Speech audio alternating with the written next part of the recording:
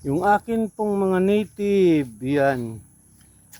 Ito yung bago naming barako. Yan. Ito yung dalawang buntis. Kailan kaya ito mga anak na dalawa to? Hindi ito na-record eh.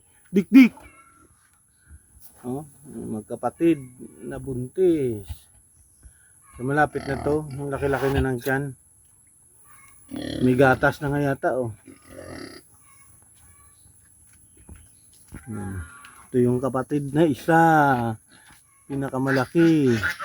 Buntis na rin to. Dik-dik! Yan.